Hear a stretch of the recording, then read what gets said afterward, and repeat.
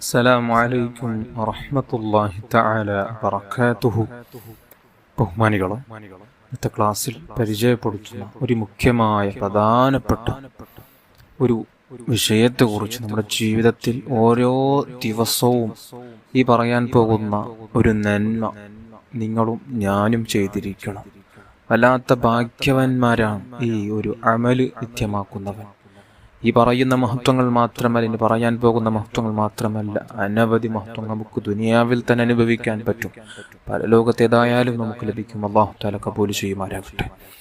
ഏതാണ് മഹാന്മാർ, ഫുഖഹാക്കൾ വ്യത്യസ്തങ്ങളായ ഹദീസുകളിൽ വന്ന റിപ്പോർട്ട് അനുസരിച്ച് അവർ പറയുന്നു, സുബഹിക്ക് മുമ്പുള്ള 2 റക്അത്ത് സുന്നത്ത് നിസ്കാരം ദുനിയാവും ദുനിയാവിലുള്ള സർവ്വതും ലഭിക്കുന്നതിനേക്കാൾ ഉത്തമം സുബഹിക്ക് മുമ്പുള്ള 2 റക്അത്ത് സുന്നത്ത് നിസ്കാരമാണ്. ഫജ്ർ, അതായത് സുബഹി വാങ്കിന് ശേഷം സുബഹി ഫർളിന് മുമ്പായുള്ള 2 റക്അത്ത് റവാത്തിബ് സുന്നത്ത് നിസ്കാരം, മുഅക്കദായ റവാത്തിബ് സുന്നത്ത് നിസ്കാരമാണ്.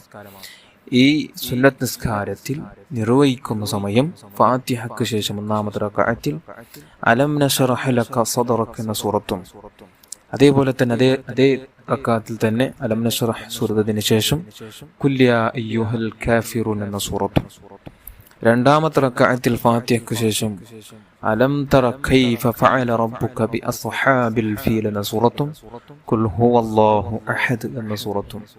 ഇത് പതിവായി ഇങ്ങനെ ഒരാൾ ഓതി വന്നാൽ അദ്ദേഹത്തിന് ലഭിക്കുന്ന ഒരുപാട് മഹത്വം, അതിൽ ചില മഹത്വങ്ങൾ, അദ്ദേഹത്തിന് മൂലക്കുരുവിന്റെ അസുഖം വരികയില്ല, മരണം വരേക്ക് വരികയില്ല. അതേപോലെ തന്നെ ലാ യറാ ശർറ ദാലിക യൗം അസ്സല, ആ ദിവസം അദ്ദേഹത്തിന് ഷർറായ ഒന്നും, അദ്ദേഹത്തിന് കേടായ ഒന്നും ആ ഒരു ദിവസം അദ്ദേഹത്തിന് സംഭവിക്കുകയില്ല.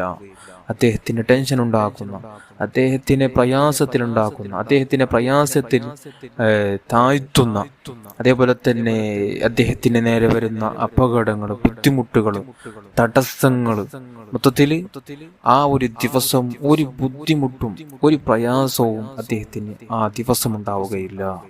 ഇത്രയും മഹത്വമുള്ള ഒരു സൂറത്താണ് ഈ പറയപ്പെട്ട 4 സൂറത്തുകൾ. ഈ സുബഹിയുടെ മുമ്പുള്ള 2 റക്അത്ത് സുന്നത്ത് നിസ്കാരത്തിൽ പാരായണം ചെയ്താൽ ലഭിക്കുന്ന മഹത്വം അതുകൊണ്ട് ദിവസവും പതിവാക്കുക.